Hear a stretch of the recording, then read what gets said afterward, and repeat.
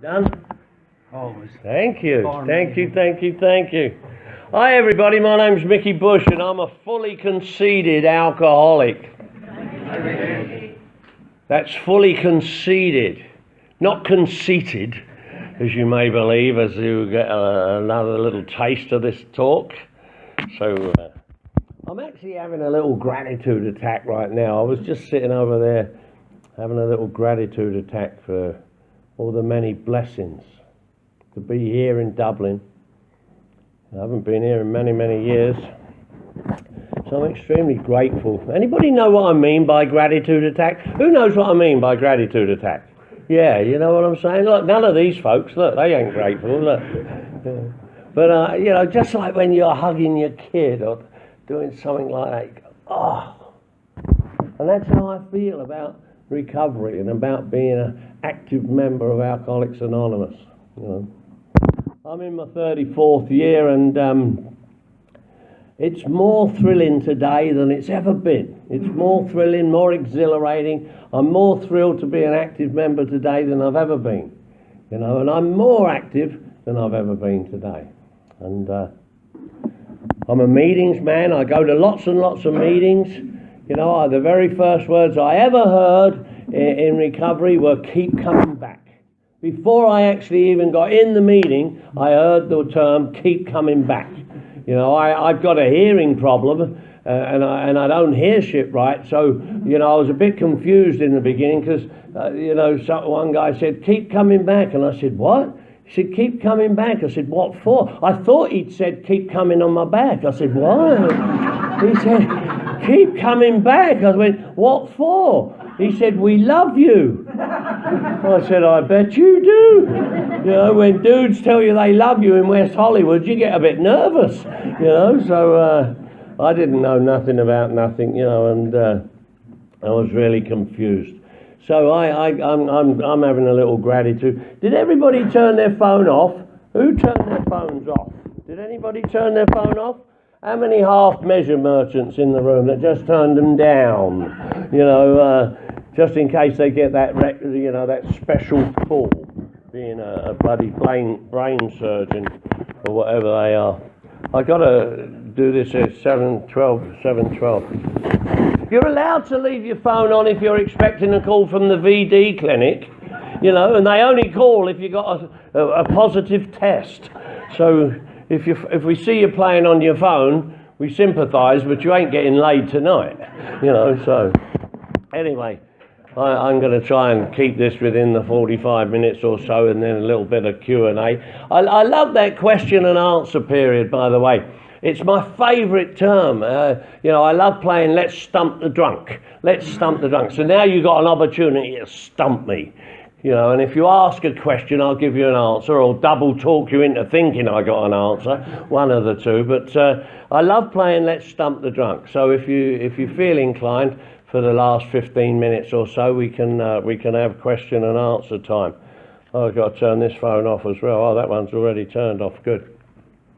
But yeah, I'm more thrilled today than I've ever been, you know, in Alcoholics Anonymous, and I'm a changed man from who came in on January the 15th, 1983.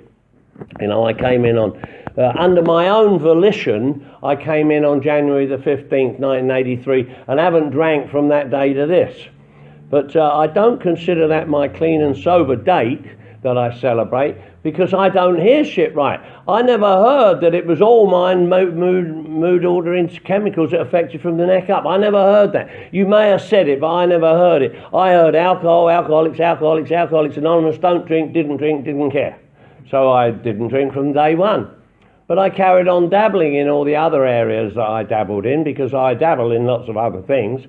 And, you know, 4 months later, a guy who started another 12-step fellowship pointed out the essentialness of having to quit all mind, mood altering chemicals and substances that affect you from the neck up.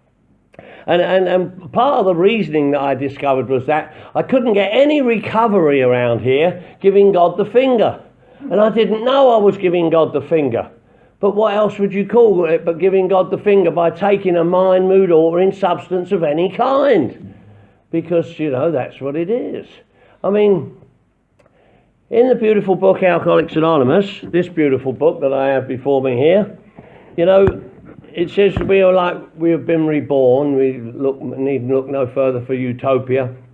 And, you know, God gave me a brain that he wants me to have. He gave me the mind he wants me to have. Well, he don't make no mistakes. So, you know, the brain he gave me, the mind he gave me, is the brain he wants me to have. Well, what else would you call it but giving God the finger? It's like saying, you know, well, thanks for my career, and thanks for my home life, and thanks for my sobriety, and thanks for my wealth, and thanks for all the blessings that I've got. But that mind you gave me, I don't think you did a very good job with that. So I think I'll alter it with this mind-altering substance. What would you call that but giving God the finger? And I promise you, you can get no recovery around here giving God the finger. And I found that out.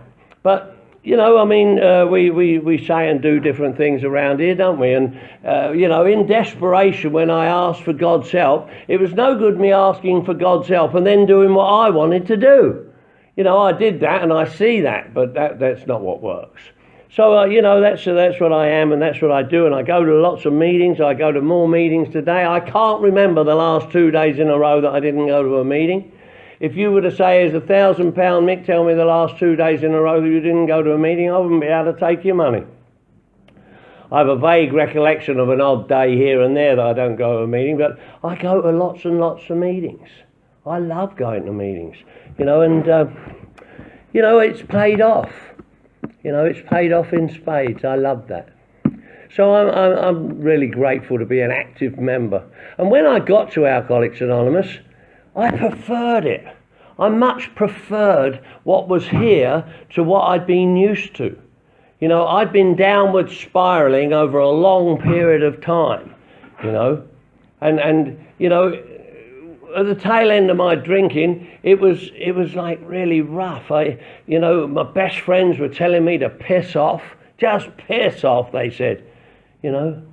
And I was like really angst. And you guys who didn't know me, who'd never seen me, when I was at my most unlovable, you loved me the most.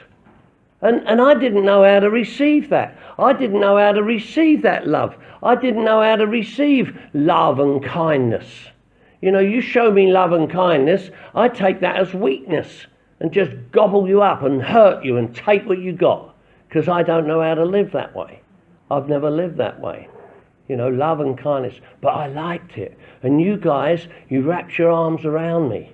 And you said, keep coming back. We love you. Keep coming back. My best friends were telling me to piss off. You guys who didn't even know me said, keep coming. We love you. And I went, wow, this was much nicer. I preferred this, you know, and I've preferred it ever since too. And I haven't drank from that day to this. And I didn't come here with the only requirement for membership. I never came to Alcoholics Anonymous, you know, with the only requirement for membership, a desire to quit drinking. I never brought that in here with me. You know, I knew nothing about nothing when I got here. When I got to Alcoholics Anonymous on January the 15th, 1983, I knew nothing about nothing. I mean, nothing about nothing. Now, I'm not an idiot. I'm not just good looking. I'm smart. And yet I knew nothing about nothing. I was dying of a disease I didn't even know I had. Untreated alcoholism. I never knew. How would I know? I couldn't work it out for myself, and I hadn't come across you lot yet. So how would I know? I knew nothing about nothing. I was so sick when I got here that I didn't even know I was sick. Do you know how sick that is? Do you know how sick it is to be so sick that you don't know you're sick? That's really sick.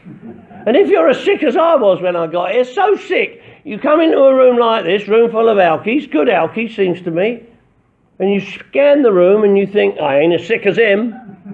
Do you know how sick that is? Do you know how sick it is to be so sick that you're in a room full of alkies thinking you ain't as sick as the next guy? That's really sick. So if you're in here tonight wondering whether you is or whether you isn't a real alkie or not, I want you to know that I can relate to being as sick as you don't think you are. Really sick.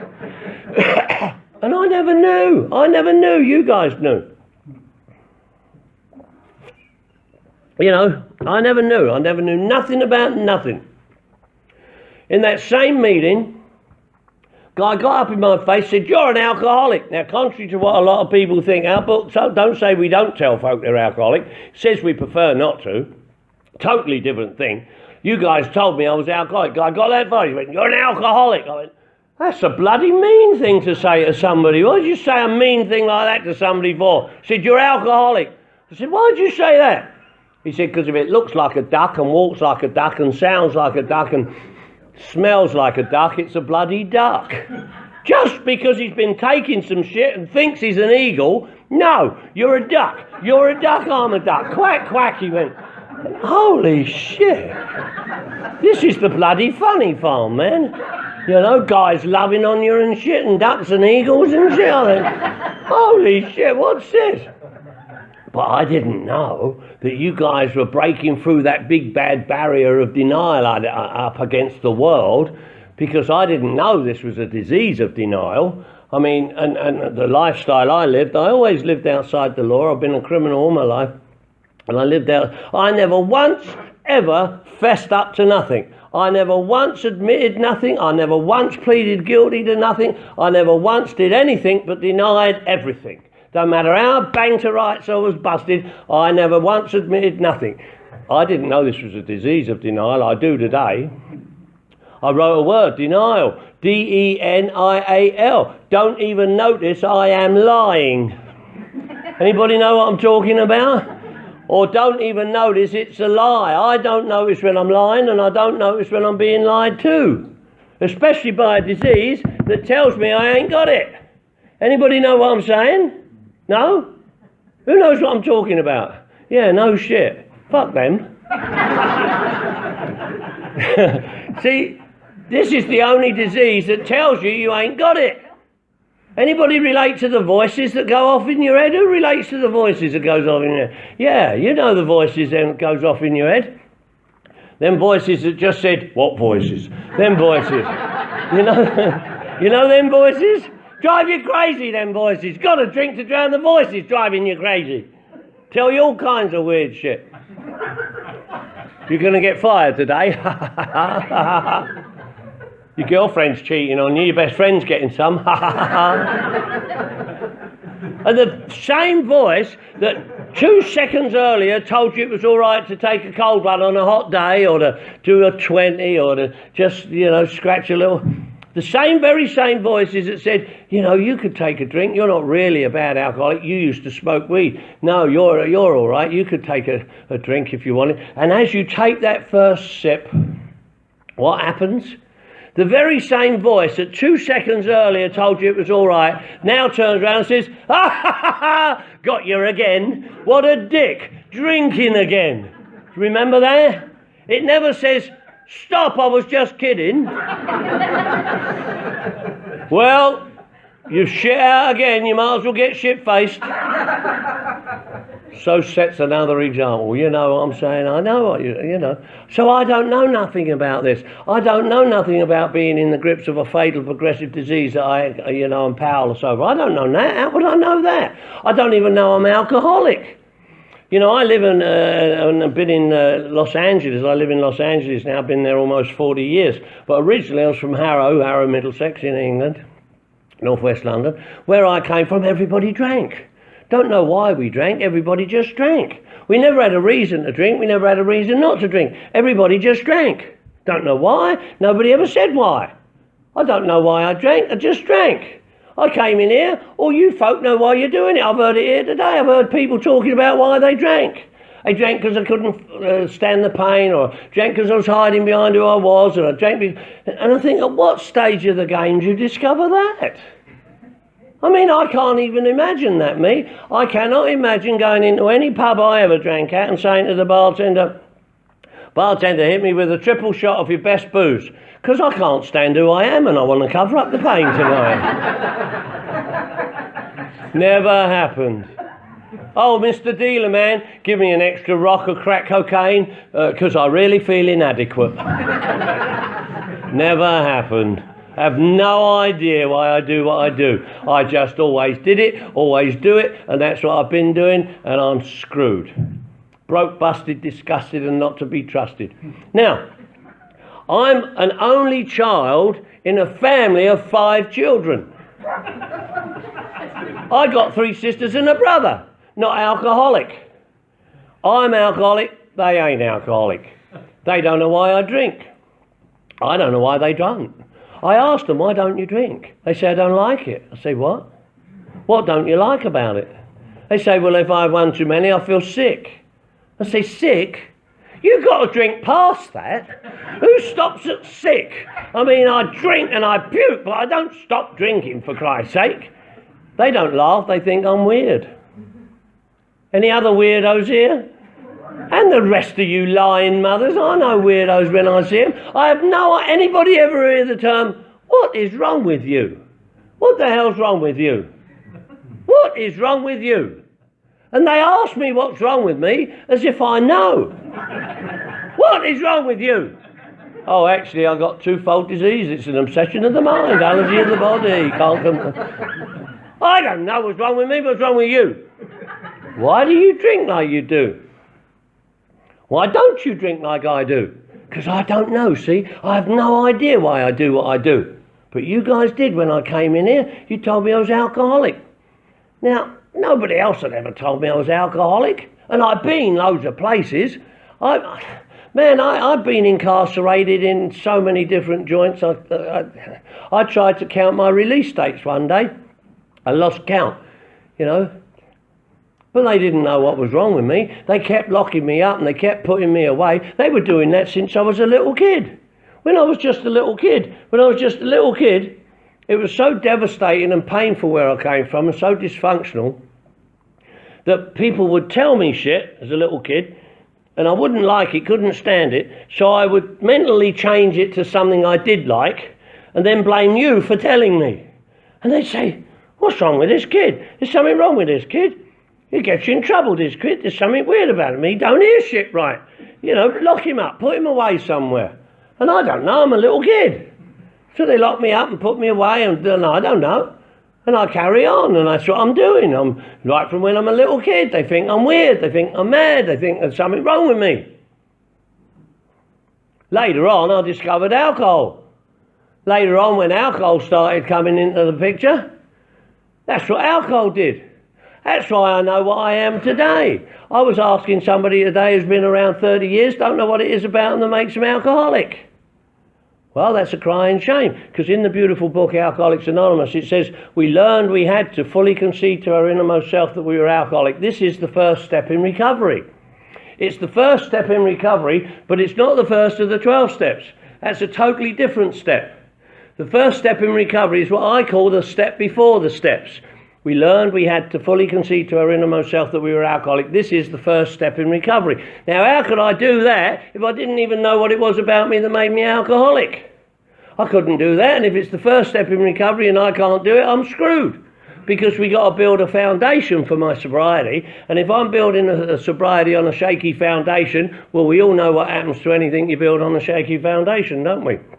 So I had to, how am I doing time-wise? Okay, plenty of time. So I had to, discover, because we learned we had to fully concede to our innermost self that we were alcoholic. This is the first step in recovery. The delusion that we are like other people or presently maybe has to be smashed.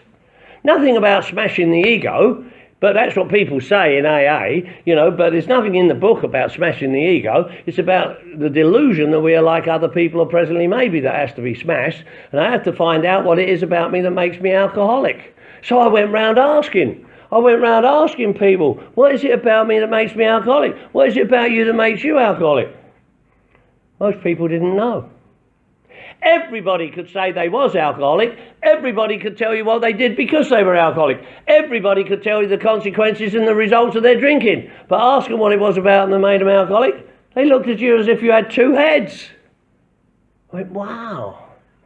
I'm going to find out. I've got to find out. What is it about me that makes me alcoholic? Went into the beautiful book. Doctor's opinion said, men and women drink primarily because they like the effect produced by alcohol. I went, yeah, all right, I can dig that. It didn't say alcoholic men and women, it just said men and women like the effect produced by alcohol. Well, what's the effect produced by alcohol? Well, it wasn't hard to find out and to discover. alcohol changes how I feel. That was kind of all right. I used to hear that. People said they liked drinking because they made them feel better or made them feel different. Okay, I dug that. But that wasn't what it was about me. I had to have something different than that because lots of things made me feel different. You know. So alcohol changes how I feel. But it does that for everybody, not just alcoholics. But it went on to say they are restless, irritable and discontent unless they can again experience a sense of ease and comfort that comes at once from taking a few drinks they see other people taking with impunity. I went, that's the deal right there. Alcohol changes how I feel. But when I continue drinking over what we call an invisible line and become alcoholic, like the book says, we become alcoholic. We ain't born alcoholic. We ain't alcoholic beforehand. We become alcoholic. Now, it's no longer about alcohol, it's about alcoholism. Now, alcohol changes how I feel. Alcoholism changes my perception of reality. Holy shit, that made sense. Alcohol changes my perception of reality. It changes me from restless, irritable and discontent to a sense of ease and comfort. Wow, that was all right. I like that. Now I understand. Because that's what they told me in the beginning of the meeting, the first meeting I went to. You know, because if it looks like a duck and walks like a... That's what alcohol does for me. It changes me from a duck to an eagle. I go out drinking as a delicate little duck. I have a few stiff ones and turn into an eagle and go swooping around looking for prey. And that's not P-R-A-Y either. You know, Mary in my home group back there in Santa Monica, she's a bad arse drunk. You know, delicate do that is Mary, but she drinks and she says when she drinks, she feels wittier, prettier and tiddier. You know, and I know exactly what she means. You know, it changes my perception of reality. When she's drinking, she ain't no wallflower on the ball. She's like, come and get some of this, big boy. You know, I know exactly what she means. Alcohol changes my perception of reality. Wow, now I'm getting somewhere. Now I'm beginning. Now I can see what the first step says. I've learned to fully concede. Fully conceding, I had to fully concede because admittance, acceptance and surrender, which I kept hearing in the meetings, wasn't enough for me. You know, and I looked for admittance, acceptance and surrender in the beautiful book, in the program, but it wasn't in there. I didn't see. I saw admitted in the first step, but I didn't see admittance, acceptance and surrender. I went, wow, admittance, acceptance and surrender, it's not even in the program. I don't want to hear that. I want to know what's in the program. Well, it said fully conceded. Well, what's the difference? Well, admittance, acceptance and surrender, which ain't in the program, are choices, they're preferences, they're decisions. Like I can admit something today and deny it tomorrow. I can accept it today and refute it tomorrow. I can surrender to you today, but give me an Uzi and a box of ammo and come and get some of this, big boy. But not when I fully conceded. When I fully conceded, two things happened that didn't happen with admittance, acceptance and surrender. It wasn't enough admittance, acceptance and surrender. I know that's what people say and I know that's maybe what you say, but it wasn't enough for me. I had to do what the program said, fully concede to my innermost self. What was my innermost self? You know, my innermost self was my gut level honesty, that place 2 inches behind my belly button where just me and the power went, where I could be totally honest. Learn to fully concede to my innermost self that I was alcoholic. This is the first step in recovery. Now I know what it is about me that makes me alcoholic. I can fully concede. I can do the step before the steps. Now I can go on to step 1, the first of the 12 steps. A totally different step, which doesn't say anything about admitting you're alcoholic, though it's often confusing. I was just in the first step meeting in Las Vegas. I've got a couple of houses in Las Vegas and they got a first step meeting now, especially for newcomers in the first step. A guy there with 46 years said at the meeting, I had no problem with the first of the 12 steps. I knew I was an alcoholic and I had no problem admitting it. And I went up to him and I said, why do you say that? He said, I'm 46 years sober. I know what I'm talking about. I said, okay, well, explain it to me then. Like, why did you say that you said you knew you was an alcoholic, had no problem explaining it or admitting it was step 1, ready for step 2? Why did you say that? He said, it's all about step one, admitting we're alcoholic. I said, okay, show it to me then. Endorse it to me. Show me where it says that. He said, fuck off, I don't want to talk to you no more.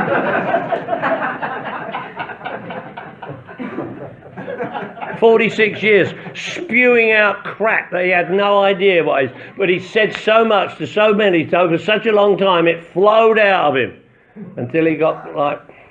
And that's what I've heard a lot of. I call it lip-flapping party line bullshit that you hear in meetings that has nothing to do with nothing but gets spewed around in meetings of Alcoholics Anonymous, and we're diluting and watering down and warping our message in the meetings by the fellowship.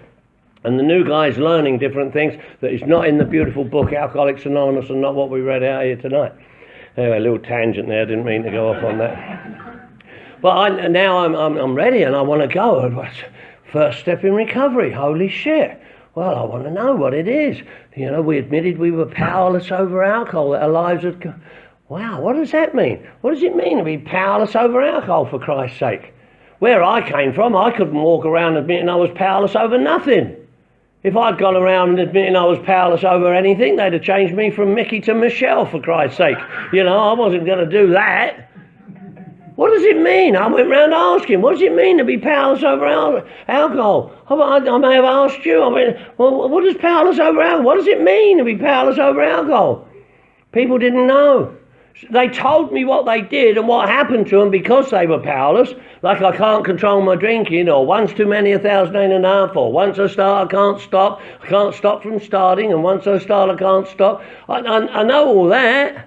But that wasn't what powerless was. That was a result and a consequence of being powerless, but not what powerless was. And I went, that doesn't make no sense. I mean, why are they saying things like that? That was like saying, you know, because you're broke, you can't pay your rent. But not paying your rent is not what being broke means. It's a result of being broke, but it ain't what being broke means. What I do because I'm powerless isn't what powerless means. I mean, holy shit, what do I do about this? We admitted we were powerless over alcohol, that my life had become unmanageable. Well, it wasn't hard to discover that my life was unmanageable because everything was in the toilet. But when I looked and saw that it was a twofold disease, obsession of the mind, allergy of the body, which was another consequence that I had to learn because I was hearing people say it was a threefold disease and everything like that. I may cover that a little bit later, but depending on the time, trying to keep my eye on the time here. You know, we admitted we were powerless over alcohol, that our lives had become unmanageable. What did that mean? The life unmanageable part is the mental side of the twofold disease. I can't sit down at a desk and manage my affairs, get my bills paid, get the car out of the shop, do the laundry, pay the child support, do all the management. I used to be able to do that. I used to be able to do that in a nightmare. I used to be able to do that 10 times better than the average bear. I used to be able to go out and party, burn the candle both ends, and still do a better job than the average bear. But now, I'm a day late and $1 short. Screwed. So that was the unmanageability. The powerless over alcohol was the physical side. Is that the VD clinic? Because he's in trouble if it is. Damn. Penicillin. Gotta tell him.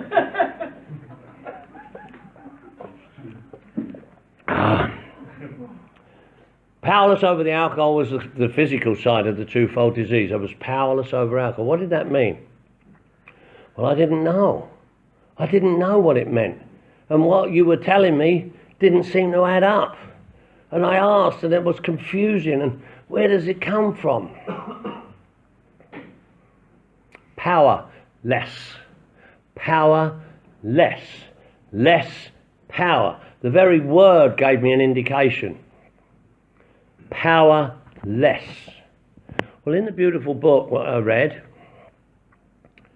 it said, remember we deal with alcohol, cunning, baffling and powerful. Wow. Alcohol, cunning, baffling, powerful. Holy shit. Then it went on to say, but there's one who has all power, that one is God, may you find him now. I went, holy shit, that don't jive. Cunning, baffling and powerful, one who has all power, that one is God. May you find him now. Well, if I got to find him, it means I ain't got him. And if he's the source and he's the power over everything and I'm powerless over alcohol, what it really means is where alcohol's concerned, I'm godless. Holy shit. Godless over alcohol. Power. Less power. God is the source and God is the power over everything. Whatever form of God you got is all right with us, by the way. We've got no trouble with anybody's preference along that line. In the beautiful book, it says he can choose any concept of God he likes, provided it makes sense to him, which is a condition of the beautiful book says of itself. Our book is meant to be suggestive only. May I bloody well meant to be suggestive only, but ain't. It's got clear-cut, precise instructions, directions and rules to follow. He can choose any concept of God he likes, provided it makes sense to him. So if it makes sense to you, give it to me. My troops, let's back up. I want to hear this. You see, I don't want somebody to go, what do you mean, understand God? I don't know what you mean, understand God. How can you understand God? It's not what the book says. It's not what's going to work. Anyway, another little tangent. Where's this coming from? Anyway, powerless. Godless. How come? How come I'm godless? How come I'm godless where alcohol is concerned? I was raised in a religion. I know all about God, Jesus, Buddha, Allah, Muhammad, or any other noun you want to put it on. How come I'm godless? Today I work with 2 nuns, 2 priests, a rabbi and a Sikh. Dedicated their life to the service of God and mankind. Couldn't stay sober. Wow. Powerless. Cunning, baffling and powerful, one who has all, that don't jive. That don't. How can the disease be cunning, baffling and powerful if God's got all the power? Does that mean that God's got all the power except the power that the disease has got? Holy shit. That didn't drive. God's got all the power, but the disease is cunning, baffling and powerful. Wow. Had to work that one out. Became very evident, very easy, very quickly. God was the positive power. The disease was the negative power, just like the devil and the Lord, if you like. The disease was the negative power. God was the positive power. Now, what happened on January the 15th came into place, because 2 things happened on January the 15th that I wasn't aware of happening. Everything I know about myself, about alcoholism and about the recovery is all in retrospect. I never knew none of this when I got here.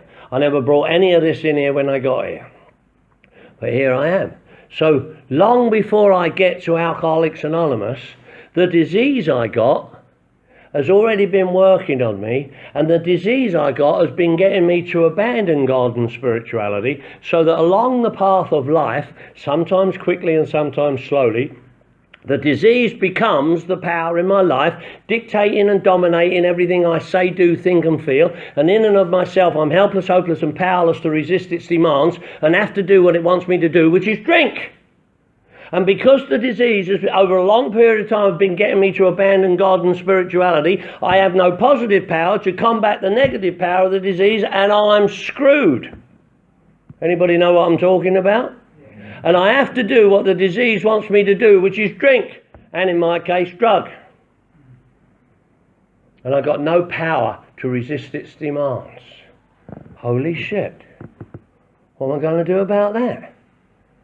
I'm in the grips of a fatal progressive disease that has got me by the short ones and just wheels me in like a bloody fish.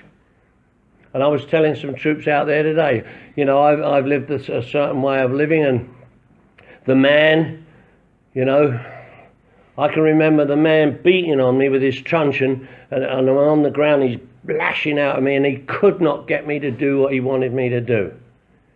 And I put my arm up like that to protect myself, and he hit me with the truncheon and broke my arm.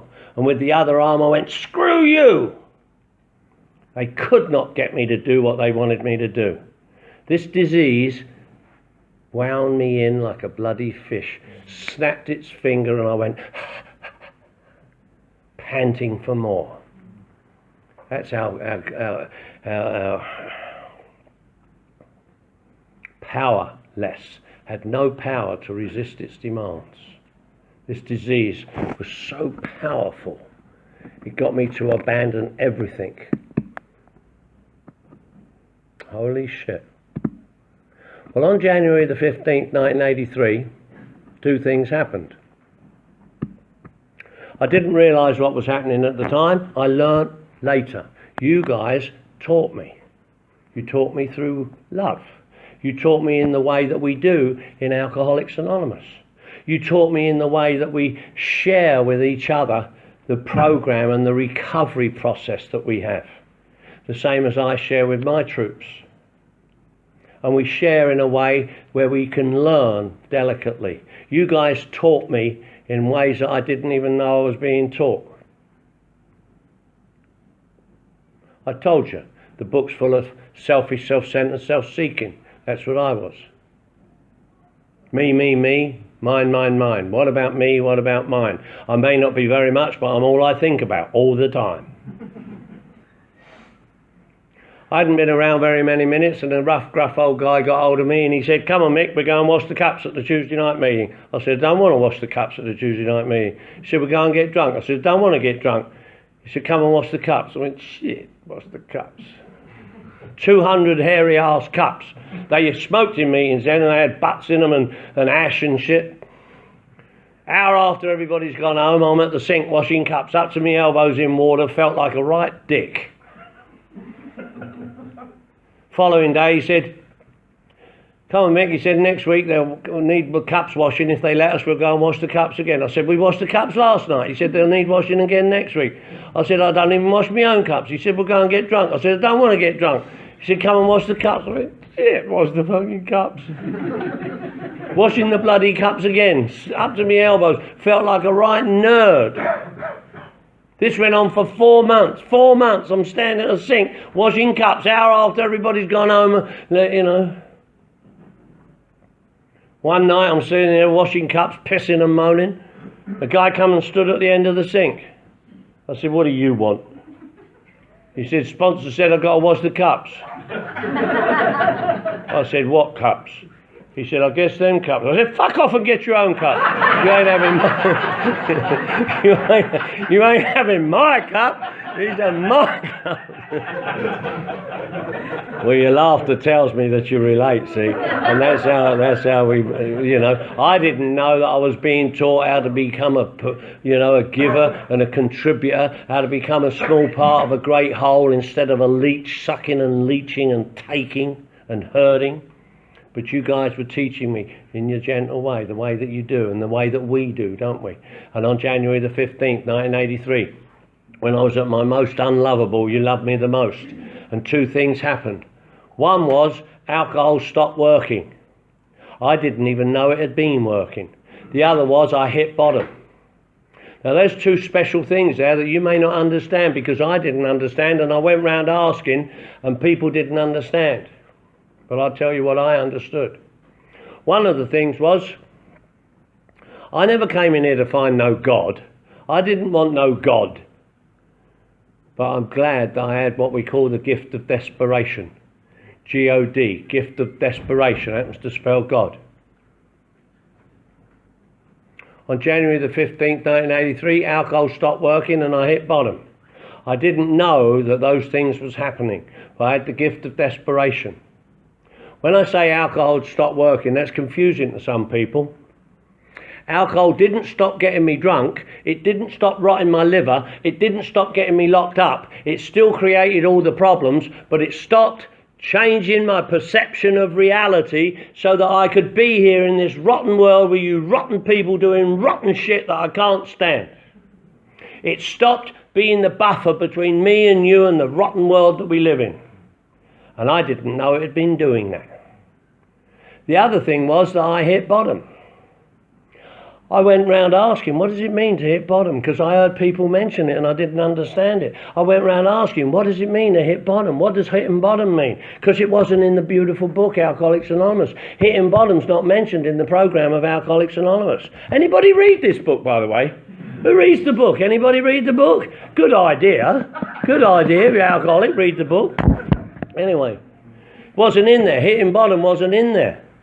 And so I went round asking. I went round asking people, what does it mean, hitting bottom? Do you know what I got told? People get telling me where they ended up, what the consequences of their drinking was, what the outside circumstances and conditions of their life was at the tail end of their drinking. And that wasn't the same as what mine was, so I didn't think I related. They kept telling me all this stuff that, and you'd be amazed, because in the beautiful book there's no mention of hitting bottom. But in the 12 and 12, which Bill wrote 12 years later, in the very first step he insists that every alcoholic must hit bottom first. He says it in the book. Why all this insistence that every alcoholic must hit bottom first? Well, that's some ballsy crap to say to a bunch of drunks, isn't it? Drunks who don't like authoritative figures and being told what to do. Perhaps like I'm sounding up here, I don't know. Hit bottom on this, Father Mucker. But it was so important that he insisted that every alcoholic must hit bottom first, but he never mentioned it in the program because he didn't realise it in the program. He didn't understand his own bottom that he hit in the hospital in the white lightning thing. He didn't know how to describe it. More was revealed to Bill as its promise would be revealed to us. See? Hitting bottom, Hitbottom, hurting inside, totally burnt out, turn to our master. I didn't know this disease had gotten me to turn away from the master. And hitting bottom's an inside job, not an outside circumstance. But you'd be amazed at what people tell me hitting bottom was. They tell me all about being diseased, ending up in detox, kids gone, living in abandoned cars, locked up in prisons. One couple I'm very fond of, they love being clean and sober, and I'm very fond of the little chickadee. I said, look, Bill insists that everybody has to hit bottom first. Have you hit bottom? She said, yes, Mick, I've hit bottom. I said, tell me about it, I'm curious. She said, it's easy, Mick. I was feet to the curb, hustling the Broadway, prostituting myself, trying to earn $1 so I could get loaded. I said, that wasn't your bottom. She said, well, I thought it was. I said, I don't give a shit what you think. I said to her, dude, have you hit bottom, pal? He said, yes, Mick, I've hit bottom. I said, tell me about it. He said, it's easy. I was locked up in a penitentiary, married to Bubba. I said, that wasn't your bottom. He said it felt like it was.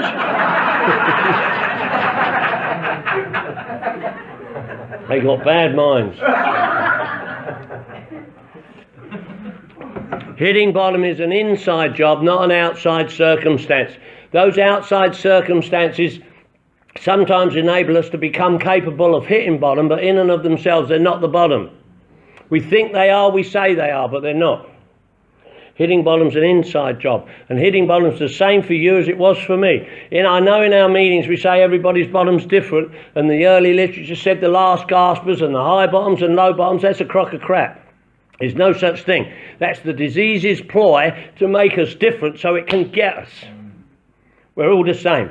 Your bottom was the same as mine. On January the 15th, 1983, without knowing what I was saying, without knowing who I was saying it to, and without knowing what the consequences was, I can remember very clearly hurting so bad, because I don't know what you brought to recovery, but what I brought was a lot of hurt and hate. Hurt and hate. That's what I brought to recovery. Hurt and hate. I hurt and I hate everything. I hated women. I couldn't stand women. I hated homos and queers and anybody different. I hated black people. I couldn't stand, totally racist and prejudiced. I was from London, England, living in Los Angeles, and I hated foreigners. I couldn't stand me. I hated you, and get away from me and don't come near me. And with all that torment going on inside, I still had to try and present to you a picture of somebody you would like. Because when your higher power is what people think of you, if you don't like me, I'm screwed. And in desperation and despair, I can remember hurting so bad and going, help me, please, help me, what's wrong with me? And asked for help from outside of myself. ASK, our saving kit. Help, H-E-L-P, his ever-loving presence. And although this disease had gotten me to abandon God, God hadn't abandoned me. And when I turned back to him and asked for help, he seemed to be looking over my shoulder and he seemed to say, Mick, you silly bastard, I've been waiting for you to ask. Now get yourself out of that 12-step fellowship. Sent me to you. I asked for help, he sent me to you. Because here was the power He'd provided for an alky of my kind, your kind, our kind, beautiful book says, to not have to drink today. Here it was, right here, right now. Right here, right now, is a power greater than myself that I can rely upon. If I come and join you, become a small part of this great whole, I can learn from you what to do so that I don't have to drink today. And it's a power greater than myself. One of my pet peeves in Alcoholics Anonymous is that there's this automatic assumption that a power greater than self is God, Jesus, Buddha, Allah, Muhammad, or any other noun you want to know. It don't even say that. It don't say even higher powers, not even mentioned in step 2. But everybody seems to think that a power greater than self is God, and it turns a lot of us off. It nearly ran me out. Well-meaning people, at least I hope they're well-meaning, said, let go and let God. I said, what? He said, turn it over to God. I said, what? He said, pray to God. I said, fuck off. If I pray to Him, He'll know where I am. You know? I wasn't going to pray to no God that was going to get me. Get you for that. God will get you for that. God will get you to forget. Don't you play with that. God will strike you blind. You know?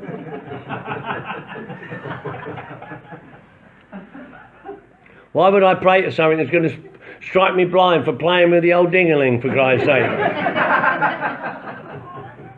Well, you know you tell an alky not to do something and he will. So I did. When I found out how good it felt, I thought, well, I'll risk one eye.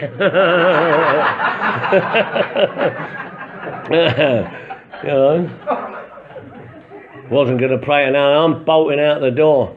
As I'm bolting out the door, some Native American brothers, they were sitting there and they said, Mick, don't run away. You know, I had nowhere else to go anyway. And they said, come and join us. We have a different way of saying some of this stuff, and you know, might feel a little bit more warm and fuzzy. So I did. I went and joined them, and they taught me about the Great Spirit and Father Sky, Mother Earth, brothers and sisters, family.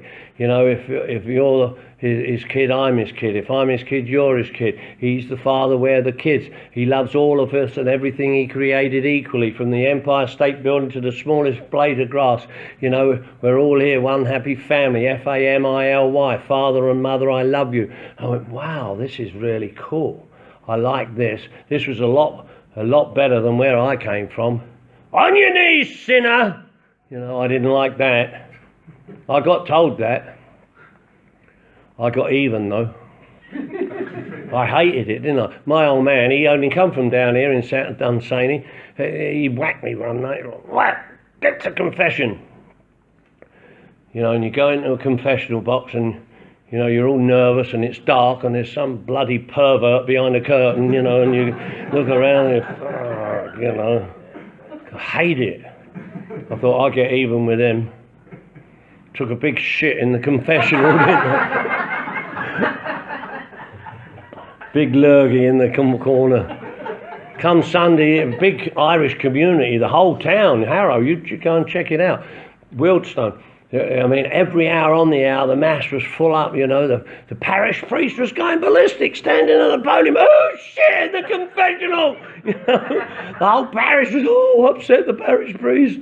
All except me, rotten little bastard that I was, you know, laughing up my sleeve. Ah! Next week I went prepared, didn't I? I went in the other side, left the note, said the phantom shitter strikes again. You know, because I hated all that. I couldn't stand it. I didn't want none of that God shit. So, you know, but you guys, today I ain't the same guy that came in here. And I'm a changed guy, as a matter of fact, and I'm a very wealthy man financially and materially, but my greatest asset is that loving God you guys taught me about and gave me here, that I never brought in here with me. And I'm a changed guy, because I read in the doctor's opinion, it said we have to change. Unless he can induce an entire psychic change, there's very little hope of his recovery. Wow. Why have we got to change? Because what we already are, the disease is already screwed. And if you don't want to keep getting screwed by the disease, you've got to change. And it's no good just changing what you think you can change or what you want to change. You've got to change all. Change it all. Change it. Not necessarily get rid of it, but change it.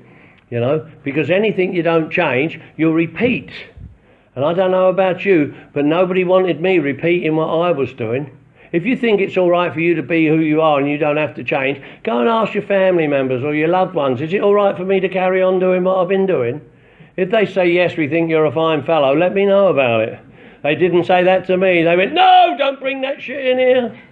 You know, so I had to change. That's what the doctor's opinion said. Unless he can induce an entire psychic change, there's very little hope of his recovery.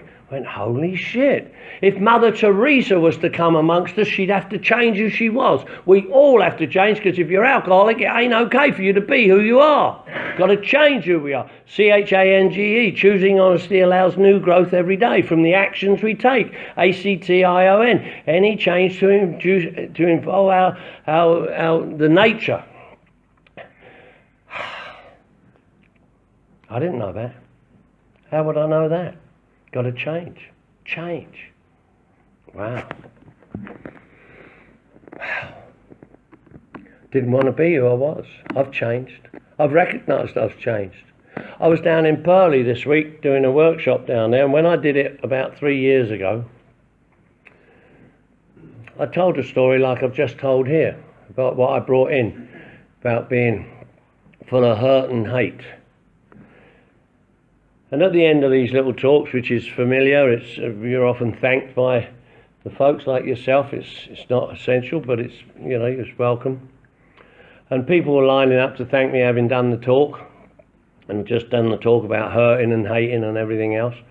And I noticed out of the corner of my eye, coming down the centre, was this woman, this little fat, black, gay, foreign female. All the things I hated. And she come walking down. She was holding a beautiful book like this, close to her chest. And she came walking down. She came up to me and she went, "You don't still hate folk, do you?" And I looked at her and she was on fire. And I went, holy shit. I said, "How long are you sober, love?" She said, 32 days. I went, "Give me that book." And I took her book on her. And I wrote in her book, "Lots and lots and lots of love. Keep coming back." And I gave her a book and she clutched it to her chest and went waddling off back to fucking Africa or wherever she came from, you know. You know? But I changed from all the things I brought in here that I hurt and hate to love, which you guys taught me about, you know. And that's what we got. I'm trying to keep it, you know, about time. Look, we have a vast amount of fun about it all, and I got news. If you're wondering whether you is or whether you isn't a real alcoholic or not, I'll give you a little clue. You better not have laughed in here tonight. Because they say if you're laughing, you're relating. And if you're relating to a sick bastard like me, there ain't no doubt about you, pal, I'll tell you that. I don't get through to no well people. Well people don't laugh at my shit. My mum never laughed at my shit. Every year I used to come over to see my mum. First thing I do, I go round my mum's house, I knock her up and I tell her, "Mum, I'm 33 years sober." She says, "So is the cat." Yeah. She don't give me no pat on the back for not doing something I shouldn't have done anyway. She says, "I'm busy, I'm going to bingo." But I'll tell you something about that, just to wrap this up. I told you where I came from, told you how painful and devastating it was, little kid. Me and my mum had a terrible relationship. Terrible, awful. She used to bash me when I was a kid, and when I got big, I used to bash her.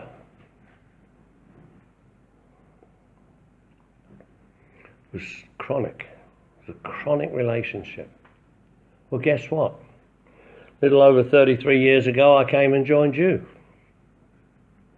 You guys said, "Keep coming back." I said, okay, I did. Kept coming back. Been keep coming back. Came every day, every single day. I've been coming for over 33 years. Everywhere I am. I've been on 7 of the 8 continents, carrying the message. Everywhere I go. I just come back from Cyprus. What do we do in Cyprus? Go to meetings. What do we do in Australia? Go to meetings. What do I do in India, Russia, North and South America? Go to meetings, go to meetings, go to meetings. Come and join my folks. Come and join you. Come and be, what do I do in Dublin? Come to a meeting. Come and join you every single day. My mum never went to one single meeting in her entire life. My mum never went to a single 12-step meeting of any kind in her entire life. A little over 33 years ago. I came every day. She didn't come at all. that relationship turned round 180 degrees. That relationship became a very precious relationship. That relationship became so devastatingly gorgeous and beautiful, from the degradation that it was to the splendour that happens for a son and a mother and a son. So much so, when my mum passed not a little while ago, my 3 sisters and brother were sitting around the bed. Mum was going in and out of a coma. They didn't know when the time was going to come for her to pass. But you know what? One time, she got up on her elbows. She came to and got up on her elbows, they told me. And she had a big, broad grin on her face. And they said, "Mum, are you okay?" She said, "Mickey's doing good in AA in America." And she laid back and passed. How does that happen, folks? How does a guy like me come out of a nut ward for the criminally insane, put a smile on an old lady's face as she goes to meet her maker? Right here is where it happens, folks. Right here. Right here in this beautiful book of Alcoholics Anonymous. That's where it happens. That's where things like that happen. That's where we can be. And I'll finish with this. I get a lot of rah-rah, I get a lot of juice. Far more praise than I'm entitled to, I guess. I was just told that I was a celebrity in 12-Step Fellowship. By 2 celebrities. I was over in San Fernando Valley doing some business. I don't live there anymore, but I was doing some business there, and I stopped in at the old home group. Went and visited the old home group, great group. Came out of the meeting, 2 celebrities, well-known Academy Award-winning celebrities that you know by name. He said, "Mick, I haven't seen you in a while." I said, "Yeah, I don't live in the neighbourhood anymore, but wanted to come and see the old home group. Glad to see you're all doing well." One of them said, "I didn't know, Mick, what a celebrity you become in Alcoholics Anonymous." I said, "What are you talking about?" She said, "You're like this 12-step celebrity. Everybody knows you. You go around speaking everywhere. Everybody hears you." I said, "What are you going on about?" She said, "I'm making a movie in New York, and I went to 2 meetings in New York, and in both the meetings they quoted you and mentioned you by name. You're like this 12-step celebrity." I said, "Yeah, fucking big deal, a celebrity in an anonymous program." I said, "No, you're a celebrity. I'm just a small part of a great whole." And I love that. I love being a small part of a great whole. And that's what we got here.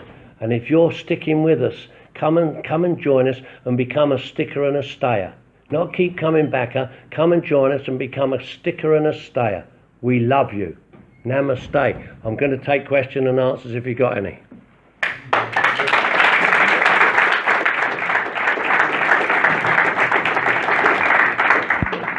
Anyone have any questions?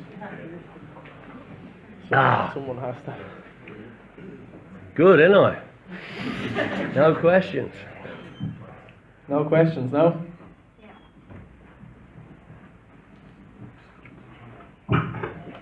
Do you still go by the Native American God, what they were talking about? Do you still go by that spiritual God? Absolutely. Yeah, I wear this round my neck here now, and it's gone deeper and much more loving and much more understanding. I never brought it in here with me. I didn't have any understanding and nothing when I came here to you guys. And the beautiful book helped me so much, because it said you can have any concept of a power greater than yourself. That's what I'd never even heard that term till I came here. Nobody, when I was out there, ever said a God of your understanding. They pummeled their understanding into my little head, which I hated. Not today. Don't hate, don't hurt and hate today. Mickey, sorry, would you mind going through what the hitting bottom analogy means again, hurting inside? Oh, the word? Yeah. I got loads of words. Hitting bottom is my word for hitting bottom. Yeah. Hitbottom. Hurting inside, totally burnt out, turn to our master. Our inside job. Anybody know what I'm talking about? Who knows what I'm talking about? Yeah, no shit. Inside job, not outside circumstance. Yeah. I got one for relationships as well. How are you guys over here in Dublin with relationships? We're no good at them over there in Los Angeles. We don't give them up, but we're no good at them. I wrote a word for relationships. RELATIONSHIP. Really exciting love affair turns into outrageous nightmare. Sobriety hangs in peril.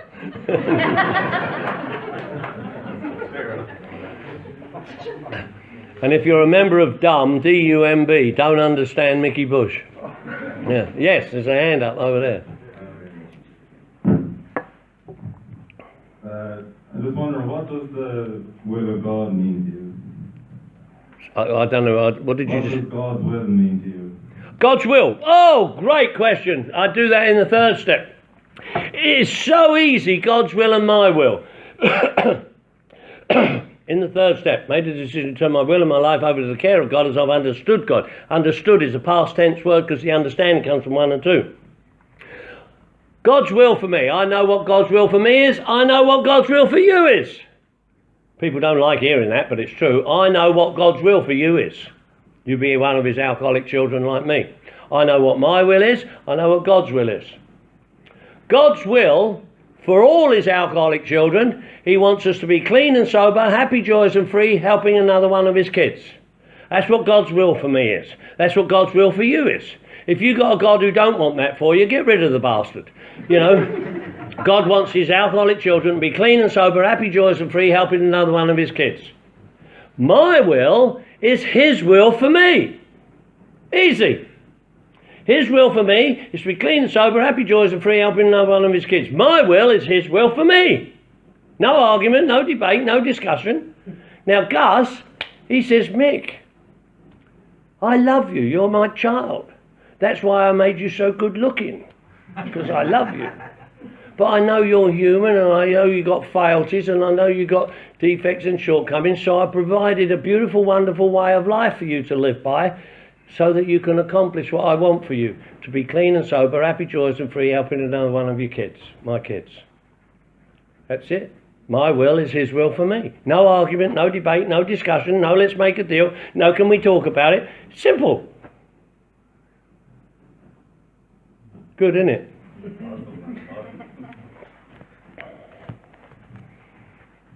What would you say God's will is for non-alcoholic people? Well, guess what? I don't give a shit. Shit, S-H-I-T, simply how I think. But, you know, in all spirituality, you know, the Native Americans didn't have any concept of religion or art. They never had any translation for that. They didn't do anything religious or art because everything they did was all in honour of the Great Spirit. If they were riding across the plains or doing something and they saw a cloud with a silver lining, they'd stop and give thanks to the Great Spirit. They didn't put a day aside like Sunday or Saturday or something like that to pray. Their whole life was involved in honour of the Great Spirit. They didn't do anything artistic. They had no translation for the word art because everything they did was all to teach the children in honour of the Great Spirit. So I'm sure that God, in his infinite wisdom, loves all his kids, even his non-alcoholic kids, just the same. So I'm sure that he has their benefit and their welfare at heart. All they got to do is turn and ask. ASK.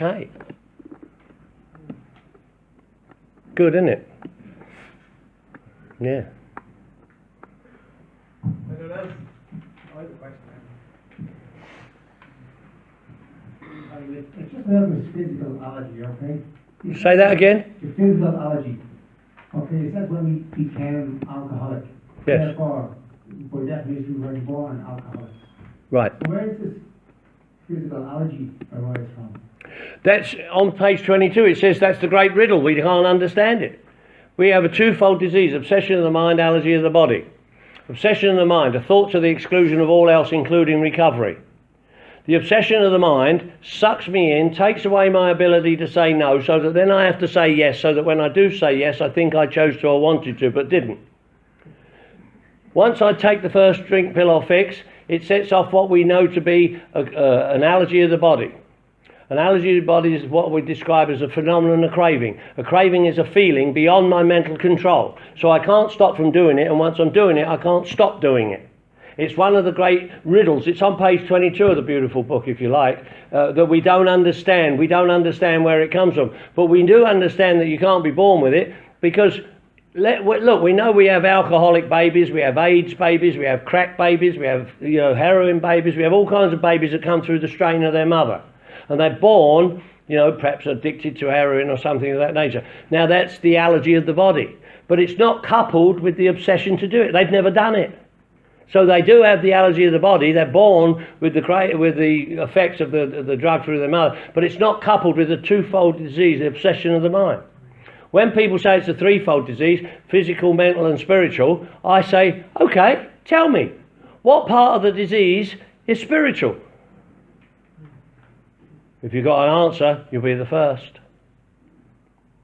Spiritual malady, spiritual dilemma, that's the separation from the spirit. What our malady and dilemma is the separation from the spirit. When I reconnect with the spirit, I straighten out mentally and physically. But we got a spiritual solution, not a spiritual problem. You dig? I could do another hour just on this. Yeah, but that's good.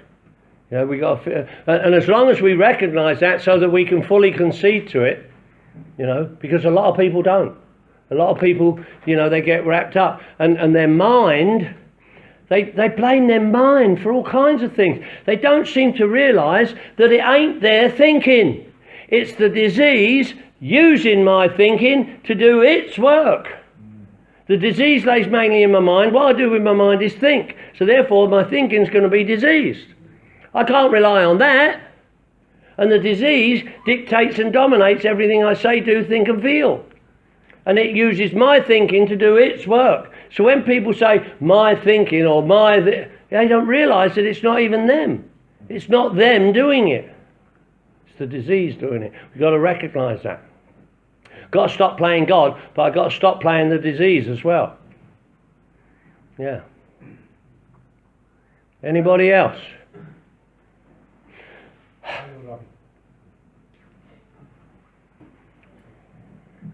Ricky, Yes. If you're helping somebody new through the book, would you focus on what you talked about first, before the first step around the fully conceded, or is there any special way you take people through the book? I always do what I just told you about, because it's the first step, so I want to do it. When I talk to a guy, I often ask him, why do you want to quit drinking? Why do you want to quit drinking? And why can't you just stop? I just ask simple, basic questions. Based on what they answer is what my next question is going to be. Because I want to establish, are they alcoholic or not? I want to establish, do they even know what it is about them that makes them alcoholic? Most people don't. I asked a guy here today who's been around 30 years, has no idea what it is about him that makes him alcoholic. Keeps going in and out. So yes, when I work with a new guy, as my troops here, that we had a conversation, look, if a new guy comes up to you and says, can you explain this first step to me? I don't understand what powerless over alcohol means. Can you tell me what it means, powerless over alcohol? What does that mean? And you tell him what you do because you're powerless, like I can't control my drinking. And he says, oh, well, I guess I'm not alcoholic then, because I can, or I do. One's too many, 1,000. Oh, well, I guess I'm not alcoholic then, because one's too many, 1,000. That's not me. But you're not telling him what it is. And so he goes out and gets drunk, maybe dies. And then we turn around and we go, guess he wasn't ready. Oh, well, we'll be here if he makes it back. Oh, well, guess he didn't want it bad enough. He wanted it. We had a responsibility to tell him the truth. What powerless over alcohol means. Not what my warped mind has learnt that it was, but it isn't. So yeah, I do. I established those sort of boundaries in the beginning. Very much so. I'd be shamed to death if one of my troops didn't know what it was about and they made him alcoholic. I'd be shamed to death if they didn't know, basic principles that we talk about it like this. Yeah. Hi, Nicky. It's just a question there you brought up there about has all been the same. When we come in, the rock bottom. Yeah. It's easy to our innermost selves that we're alcoholics.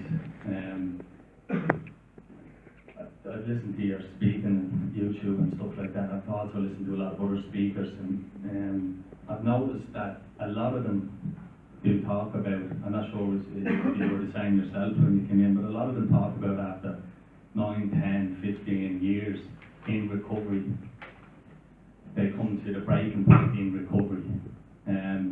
You were all talking about bad sponsorship and stuff like that, and people not carrying the correct message. Do you think that has come into AA a little bit, where people have probably come in, I don't know whether the right thing to say is to come in too early or they're getting the wrong message? Do you find the sort of, it's a problem in Alcoholics Anonymous? I fully understand that question and that question, that inquiry that you just made. And it's so easy. I am the only one I know talking about what I'm about to say to you now. I know all the heavy hitters, you know that. I know all the bit. I don't know anybody else who's going to say what I'm saying here. The most quoted page in the book is probably page 85, where it says we have a daily reprieve contingent on the maintenance of our spiritual condition. Are you familiar with that? Everybody familiar with that? We have a daily reprieve contingent on the maintenance of our spiritual condition. Big fat trap attached to that. Big fat trap right in that statement. We have a daily reprieve contingent on the maintenance of our spiritual condition. Here's what happens. You mentioned 10, 12, 15 years down the road, they get wacky. This is why. To maintain means to stay the same. We can't afford to do that. We can't afford to reach a level, whatever level it is, and just maintain it. If you have a B+ average through college, you end up with a B+ average. We can't afford that. We can't afford to reach a level and maintain it. We can't afford to maintain nothing except the forward progression. And what happens is a guy gets 10 years, 15 years, his life's back together, he's happy, he's working a program, he's sponsoring people, his career's in motivation, he's got bedroom privileges, his kids are at college, he's doing well. And he gets loaded and wonders why. Why? Because he reached a level and maintained it. And guess what? This progressive disease crept up behind him and bit him on the fucking arse. And he went, wow. We can't afford to reach a level and maintain it. We've got to maintain the forward progression to avoid the progression of the disease that will creep up behind you, no matter what level you're at. You understood that, didn't you? Yeah. Yeah. That's why that happens, folks. Jim's story again.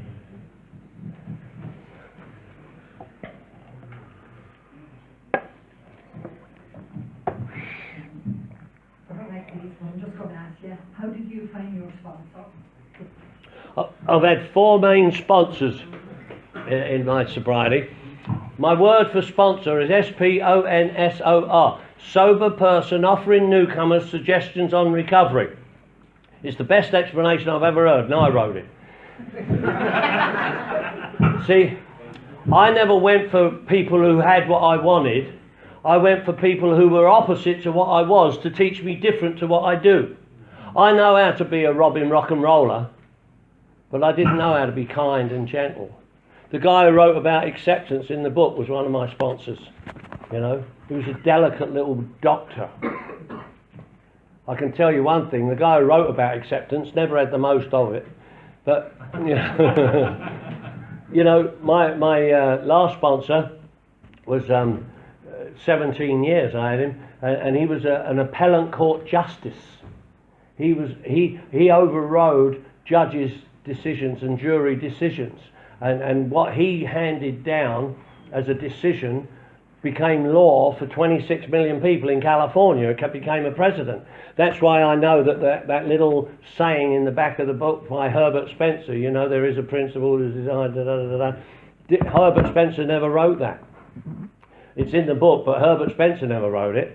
And how do we know? Because when Don, he handed down a decision one time and he wanted to use that quote in one of his decisions, but he has to put his team to authenticate everything that he writes down because it becomes a precedent for 26 million people. They went to the Herbert Spencer and get a hard-on over Herbert Spencer Foundation, and there's no record of him having written it, but it's in the book. He said probably what happened at some old noon meeting down there in Akron somewhere, there was probably some old bloke called Ireypaa, and he probably said it one day, and someone said, oh, that's a good quote, where'd you get that? I said, oh, Ireypaa Spencer. Oh, Ireypaa Spencer, the one with the cloth cap. Yeah. Yeah. So my sponsors, I always look for people who are opposite to what I have to give me different to what I do, you know, and I try and instill that, you know. Yeah, good. Good. Have you got a sponsor? I know. It's good, isn't it? Well, I get people asking me, how do they get a sponsor? So I want to give them the suggested and the right answer. I don't want to give them shit. Yeah, of course. We don't. We have their best interest at heart, don't we? Yeah. Well, listen, sober person offering newcomers suggestions on recovery. You know, that's what it is. Yes. Mike, I'm a bit confused now because you're after saying that line on page 85, the daily reprieve, is Yes. confusing. Is it?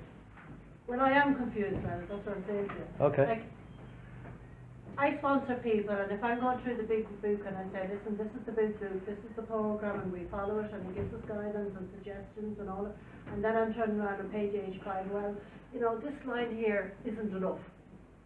Is it not contradicting a little bit? Like we're saying on one hand, the big book is giving us suggestions and directions and all of this sort of stuff, and I come down to page 85 and I say, well, this one is a bit dodgy here then. Well, don't say that then. I didn't say that. We can talk about the gym story where he didn't. See, this book was written by newcomers for newcomers. See, it's a kindergarten book. But when you get down the road a piece and want to go to college, it's no good taking a kindergarten book. You see what I'm saying? So when you get down, see, the book isn't progressive. The disease is progressive, but not the book isn't. So don't say what you say. Say what you do mean to help them if you've got an explanation for it.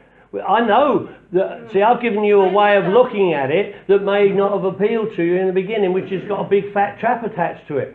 But by all means, look at it the same way. Same as a lot of people don't see powerless the same way I do. They think powerless is what they do because they're powerless. I don't. You see what I'm saying? And that's why we can all contribute to each other. You haven't got to be a Mickey Bush clone, and it wouldn't work any better if you were. And that's why, you know, I can help you, you can help him, he can help them, and we can all help each other. And if we all put in a bit in the pot, and the pot's full up, the newcomer goes to the pot and he's got something to take. But if we're all sucking and leeching and taking and nothing's left in the pot, the newcomer goes there, he may die. Now Gus says to me, Mick, I gave you a life, do with it what you want, but don't hurt one of my kids. That offends me. I'm not in the business of hurting one of Gus's kids. So I got to do it right, so I give it to you right, so you get it right, so you pass it on right. I see people that are sober a long time have no idea, and I don't care about them. I told a guy here today, you know, I don't care about you. You're over 10 years sober. Whatever you believe, you know how to stay sober believing it. I do care about what you tell this poor sucker down here who may die. I don't care if you think it means standing on the corner with your thumb stuck up your butt. I don't give a shit. You know how to stay sober doing it. But this poor bastard's going to die. You see what I'm saying? And that's what's in here. Yeah. And I don't look upon this book as infallible. There's many things in this book that I can point out to you that are actually wrong. Not just opinion, wrong. But I look about the positive. You heard me quote it many times. I call it the beautiful book. Glad we got it. Yeah. Yeah, carry on doing what you're going to do. If you see what I said in a certain way, because there's no doubt about that, we can't afford to just stand still. No confusion now. No, and I totally understand your concept, and I suppose the way I would be looking at it is that, you know, a bit like yourself at the kindergarten and going on to college, like, you know, and every day in my recovery I hope to learn something to keep me in recovery, you know, to stay fresh. Yeah. And that's the way I would look at it. Well, that's what having an open mind's all about. Having an open mind is to let the old shit out, to let new shit in. Yeah, that's right. It's good, isn't it? But I suppose that's why I came today, was to learn something new. Good, isn't it? You didn't find out that you had VD, did you?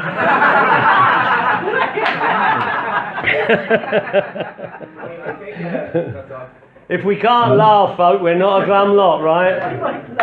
Namaste.